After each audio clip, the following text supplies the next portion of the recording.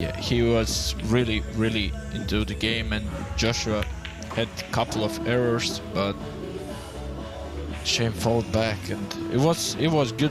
It was good match. Interesting match. Good to watch. A lot of drama. Not the highest level that we've seen from the both. Villa almost made a mistake by narrowly avoiding missing that 7 ball.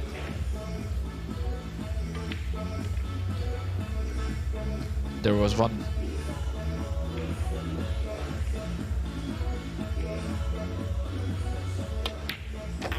Good shot on the 9. Not the cleanest of outs from Joshua Filler. Smarter. Always learning, studying the game.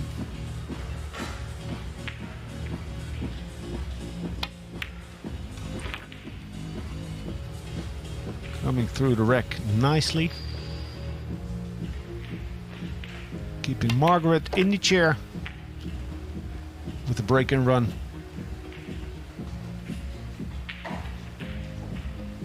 Like you said, Sanjin, that's tough. On a TV table in the first match, and then being seated and not knowing when you get back to the table for that first open shot. In his victory. That works, drawing the cue ball back to the short drill. Look at this, the table is leaking.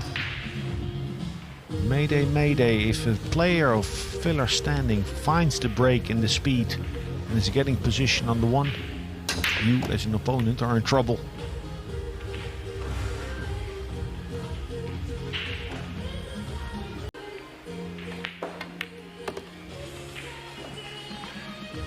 Nicely onto the 9 for 3-0 lead over Margarita Fefilova from Belarus. Yes, as he normally does, Joshua Filler is filling up the pockets, looking mighty good. A couple of break and run outs in succession.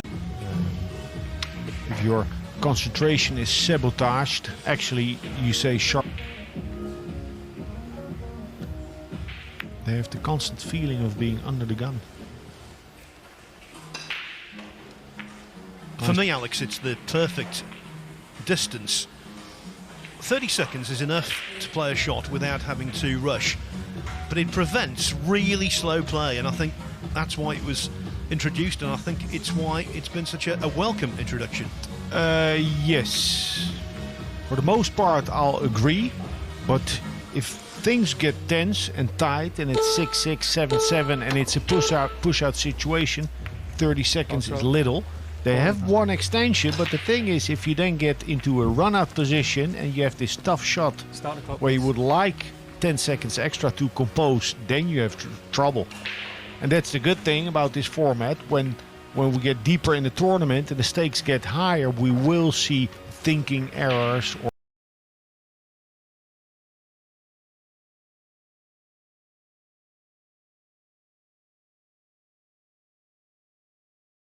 Smart. Enough room.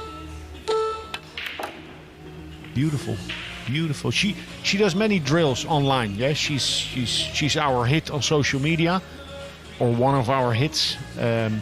She does many drills and it shows. Perfect.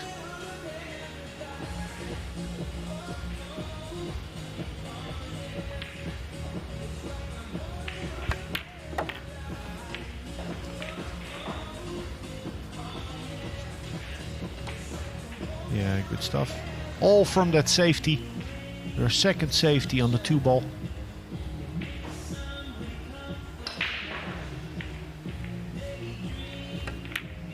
Well, at least the whitewash has been averted. Josh Filler, it looks like he's born on the table. Maybe not that, but at least when he plays here, it's like he's at home. Yeah, I figured it out 2 weeks ago when we didn't expect that, right, Alex? Very big miss. I saw him playing on World Cup of Pool, and everybody was struggling a bit with speed, like first matches, and he was there like it was one ordinary day for him, playing his best. Another day at the office. Yeah, she didn't fancy slow rolling the ball to the side pocket. Tried to play the confident shot. Was it okay for a middle pocket? I didn't see good. Well, players tell me that they find that the side pockets are quite tight. In a corner or side was always going to be a testy shot.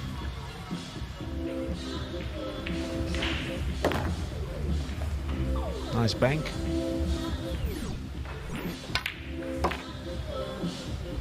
I think by and large banks proved to be something of a problem at the World Masters on the Rasson table there. A lot of players were coming up too narrow.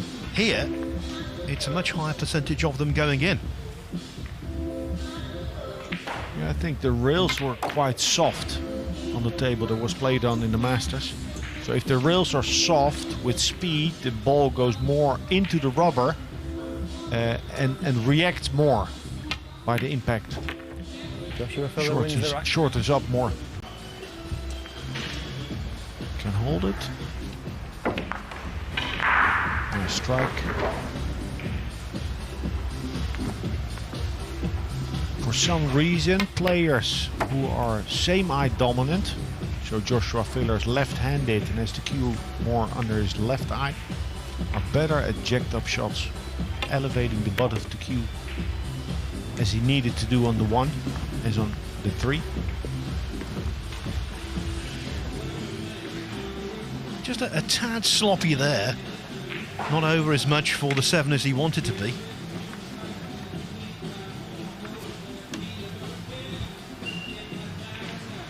Yeah, but he seems quite flat. I mean, this is not the type of match where we get to see the hyped up, pumped up Joshua Filler when he can really excel. Just time to take that first step, playing himself into the tournament.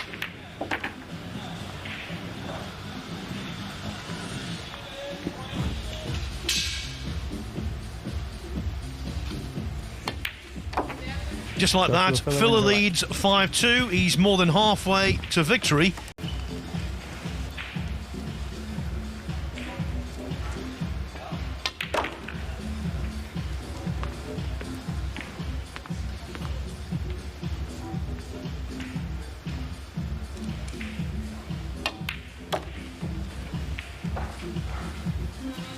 A big lead, 2 more balls for 7-2 on the scoreboard for Filler.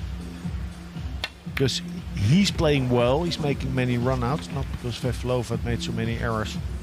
She's just been put under the gun. 3 years after being crowned World 9-ball champion in Qatar, Joshua Filler wants to regain the title in Milton Keynes. He is making a healthy start. Is he punching? Oh, rolling it in.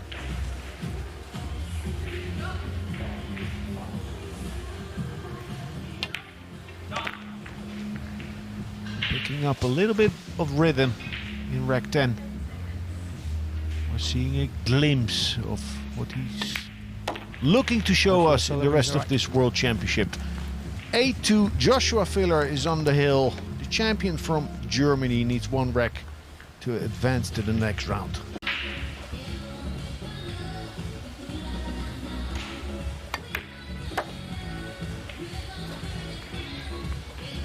Nothing surprising, Sanjian, but it's been very accomplished pool, hasn't it, from Joshua Filler? He's shown us all of his skills. Yeah, I always enjoy watching him. Always exciting with him. He makes the game really look like easy, right?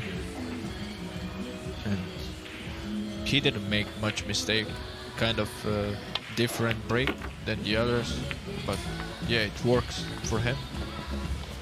You need to win 8 matches to lift this coveted trophy.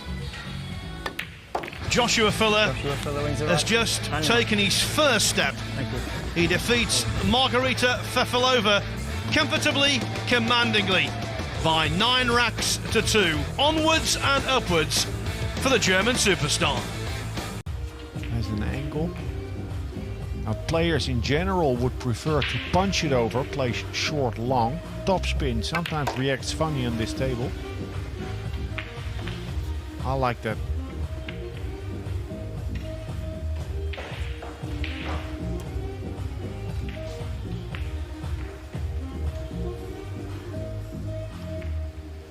And that's the opening rack. This 9 ball, the first point on the board for the young Czech. When's the first rack? 1-0 over Shane van Boening. Or you're going for the 9? No, I thought he could see more of it, and I'm not quite sure from this angle. I think he's going for the 9, you know, jumping and going for the 9. Quarter ball hit on the left of the 3. Oh. Getting lucky. Oh. Fefilova. He's riding the cheese, Petr Urban. If you attack, you have a chance to get lucky. And that's 2-0 on the board. Long way to go still, but surprising the scoreline. That's exactly what I'd have played. I'll take that.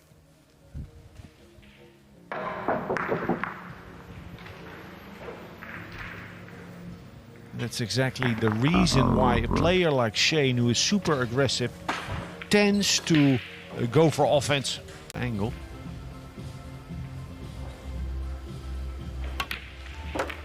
Look at that.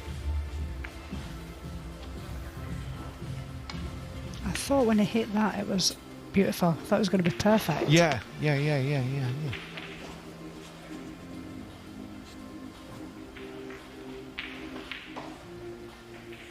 Very gutsy player. Not sterile. If he's on, you'll see the cue ball work a lot. If he's on. What a confident player though. I mean, he's 2-0 down. I know he wants to get one on the board, but he just goes 100% attack there. Yeah. No thought of safety, no nothing. He went for it. Get on the board. It's his break. You know, it's a great mentality Shane's got. He's a true champion, as we all know. It's like a heavyweight boxer. Don't worry about defense. I hit you harder than you hit me. That's a good analogy. But he's staying nice and calm, picking up the pieces. Petr Urban picking up the pieces that are left to him by Shane van Boening misses. 3-0 on the board. And like you said, Alex, I can't foresee any problems.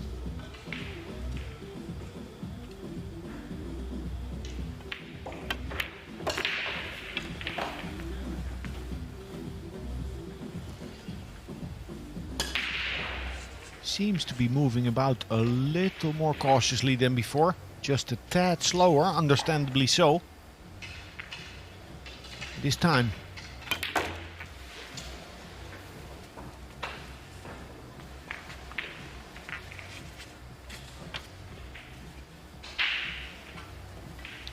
Yeah, I'd say he's not comfortable yet. I'm sure getting a rack on the board will make him feel a whole lot better. To someone's surprise, he drew the ball instead of going 2 rails forward. Personal preference. The key is that he sinks the 9. His first 9 of this World Championship. His first rack. Still down by 2 racks against the Czech Petr Urban. What angle do I want on the 7? Where do you go, Kelly? I'm going to keep it simple here, just bring it forward a little bit, keeping an angle on the, like that, 7 to 8, straightforward. Yeah, and forcing to come off the rail. Absolutely, you don't want to be frozen to the rail, so he just punched it a little bit to make sure that didn't happen. And now he's in prime position.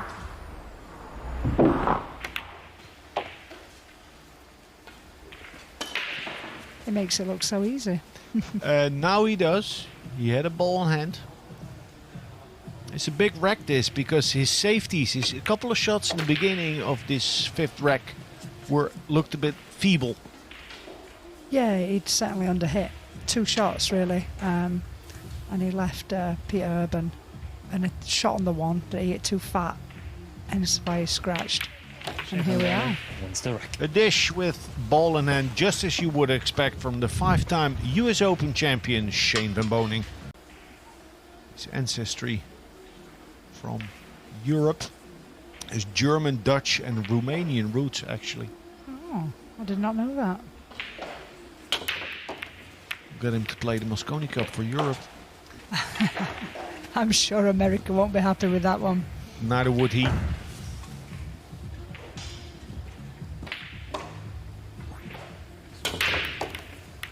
Easy peasy. The type of break that we saw Joshua Filler use against Fefilova in the match before this. Drawing straight back to the short rail. Yes, again.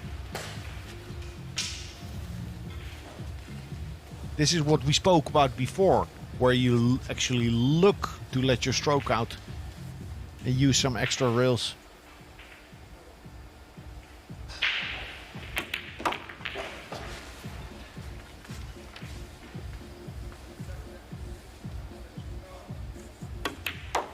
Yeah, he's warming up. Had a good break, had a good position on the one. And that has kept Petr Urban from Czech Republic in the chair throughout rack 6.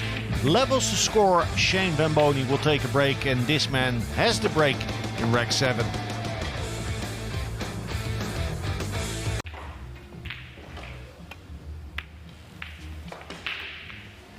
Yeah, and from here, a roadmap, they call it. 9 ball, you play the lowest numbered ball. Down in the screen, you can see the numbers, the colors. Needs minimal movement for a dish, just from the 5 to the 6 and then back to the 8. With plenty of room to maneuver the cue ball.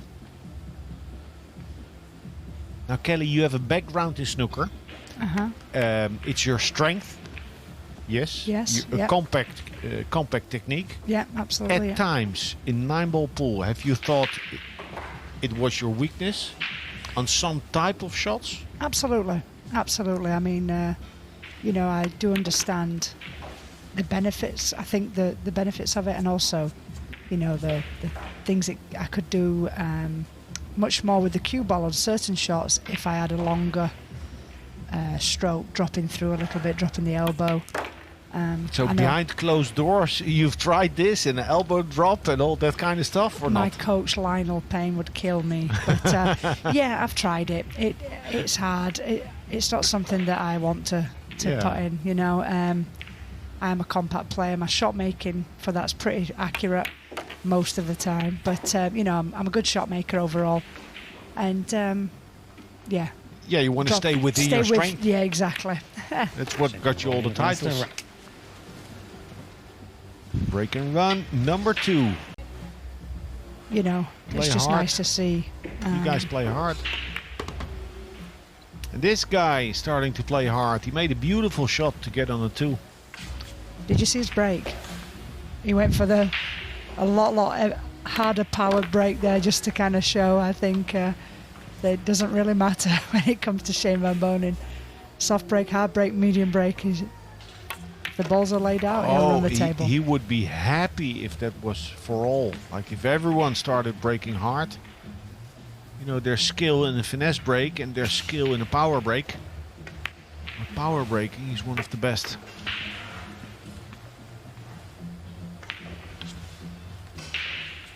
So this is, with this 9, 4 racks in a row that Shane Van Boening has kept Petr Urban in the chair. He was losing 3-0, then from 3-2 to 6-3, kept him in the chair. He's on a 4-pack and he'll break in rack 10. Yeah, we saw Jakub Kunjar. He's from Slovakia. You know, he's friends with Petr Urban. They know each other well. Same story. Kunjar started out well, was up 4-1, I believe. And at some point, the match tilted really fast and hard. And this man waltzed towards victory. I think 7-5 in the end. 7-4 even. It's cutthroat, so it's... Of course you need to be able to play, but it's mainly your killer instinct.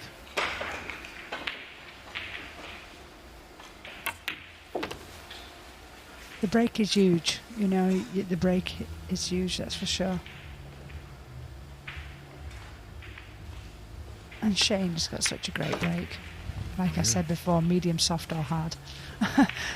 He's mastered that, that's for sure. And that's 6 racks in a row. Shane van Boening is putting on a 9-ball clinic. Yeah, rhythm's very important, that's for sure. Shane has a nice rhythm.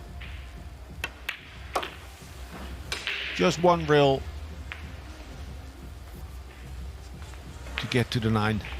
3-0. Shane van Boening was losing against Petr Urban. To clinch it, to seal it. The American favorite for the title goes through to the next round. He ran 6, he played safe, got the opportunity and sealed the deal through to the next round. Shane van Boening beats Petr Urban with a heavy scoreline. Stellar performance by the American. Then manoeuvrability of the cue ball could be compromised. There you can see no angle to speak of. But I still think if you just run it a little bit just to make a 7-ball and let the cue ball run a little bit, it's still gonna be fine for the 8-ball. Just like that. And just do basically the same shot on the 8-ball. Yes, of course he wanted to have an easier pot than this, but sometimes you have to accept the card you're dealt. Yeah, a lot of times you have a choice of making a hard shot, but after that you're gonna have easy ball, or making it easy now and leave yourself a harder shot.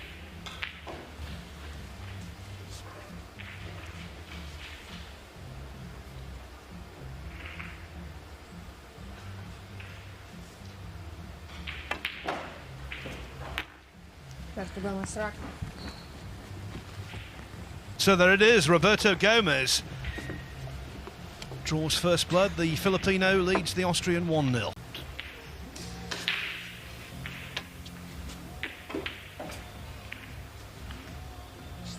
Extension code.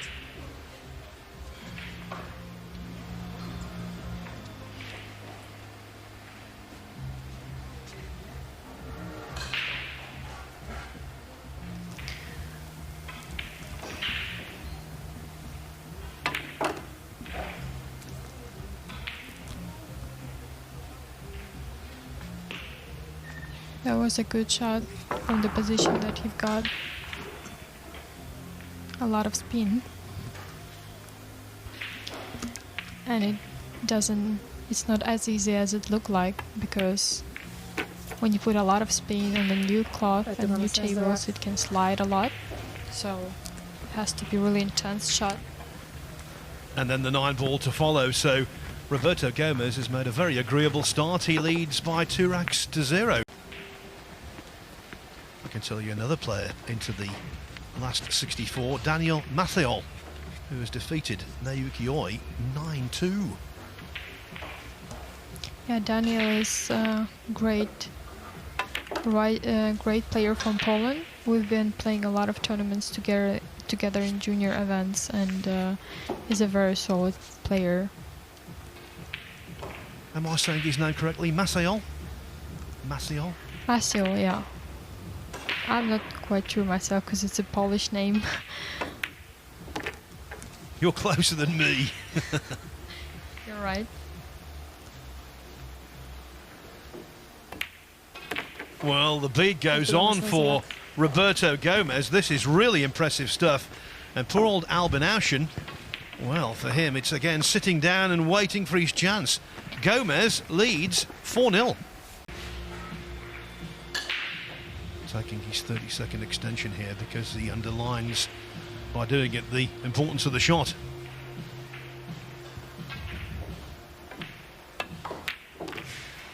Not in doubt. No movement there, Christina. He looks, after I thought a little bit of a nervy start, he looks completely composed now. Yeah, he is looking so much more comfortable on the table.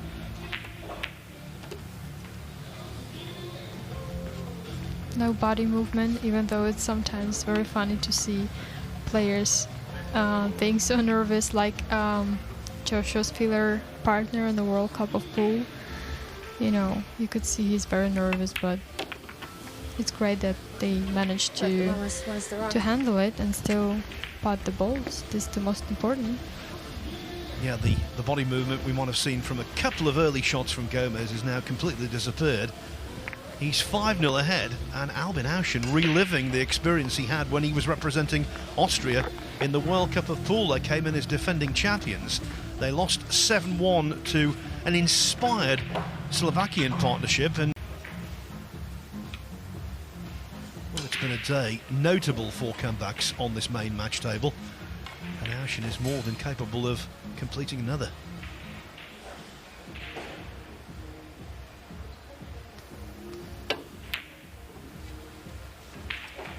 Wow.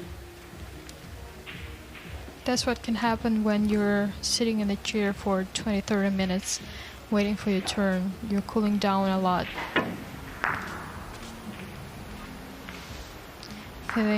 Losing the feeling of a table, of the cue ball, and it's very easy to miss.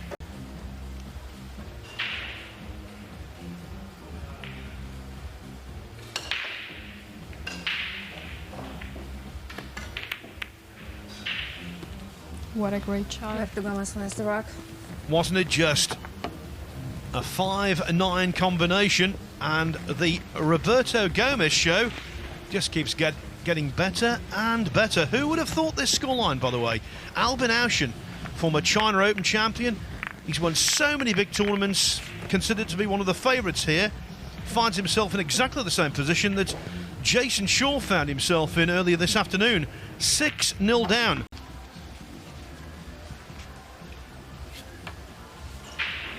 Just sustained concentration for 2 more shots. Oh, wow. Wow. Oh, you are kidding me. The shoulder into that shot was quite apparent. And bear in mind, this is a man who's 8-1 ahead. That doesn't bode well if he goes deep in the event. Oh, wow. It reminds me of the shot on the Championships League when he was playing with Naoki Oi and missed a 9-ball to win the match and go into a winnings group.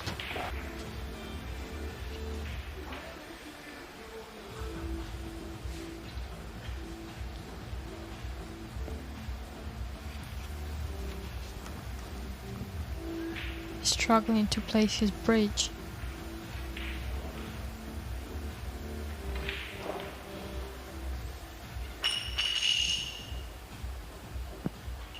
Quite a tricky shot, isn't it?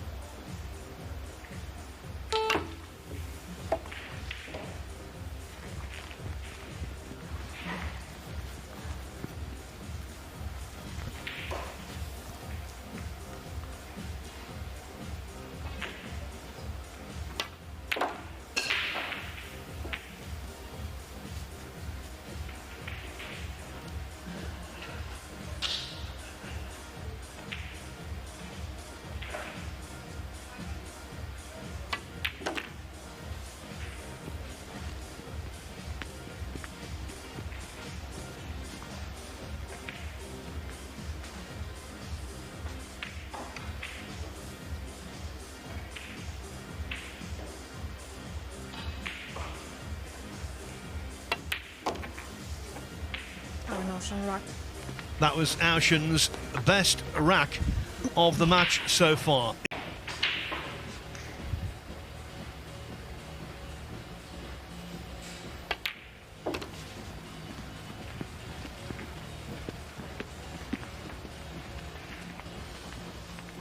This is intriguing now.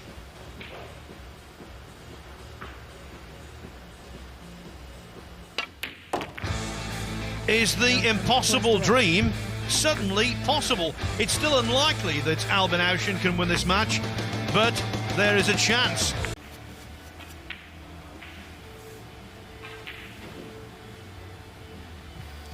And as you predict before, you know, coming from 8-0 to 8-5, it might put a lot of pressure on your opponent. Because now, as you could see, the game turn around a little bit.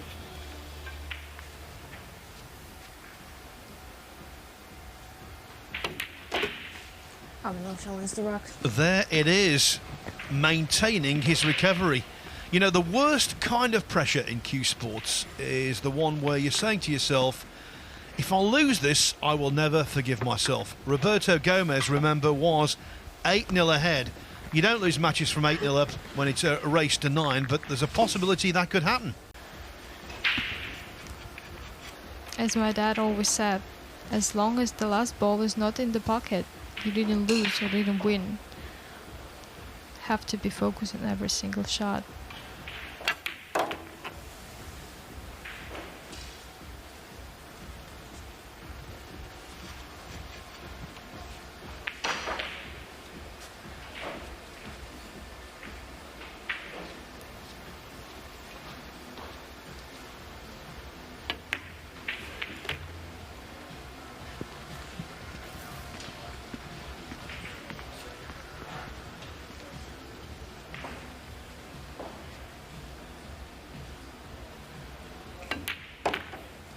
Ouschan wins the rock. What a day of upsets we've seen. What a day of comebacks we've seen.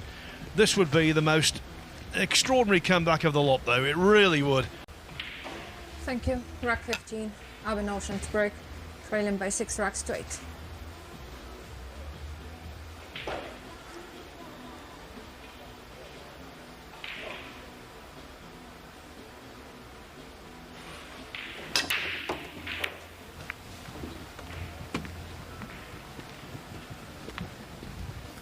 Tell you what, Christina, that will do. That will do nicely. It's a great break.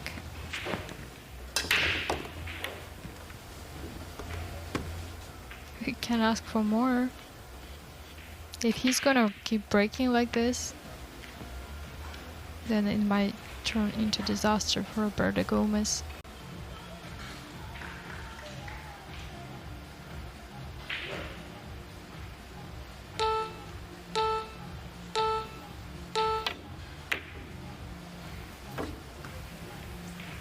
Oh, Wow. All of that toil, all of that work and effort might well have been undone by a missed 6 ball.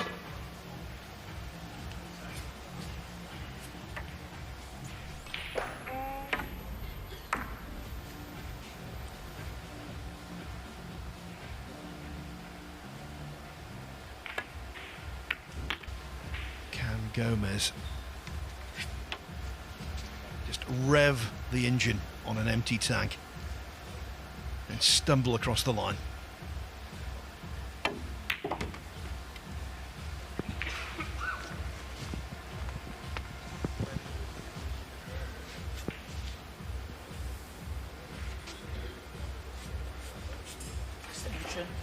Extension code.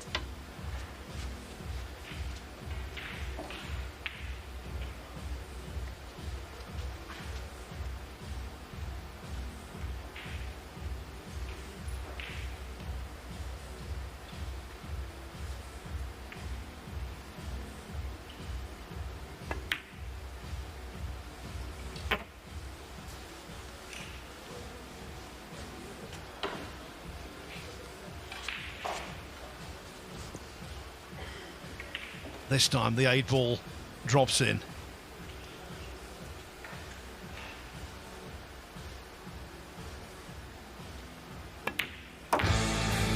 The Demons leave, stage left. What a performance to get back into the match from Albin Ouschan. But in the end, it is Gomez who is awash with relief. He was 8-0 ahead. In the end, he wins, but only by 9 racks to 7. 8-0 ahead. In the end, he wins, but only by 9 racks to 7.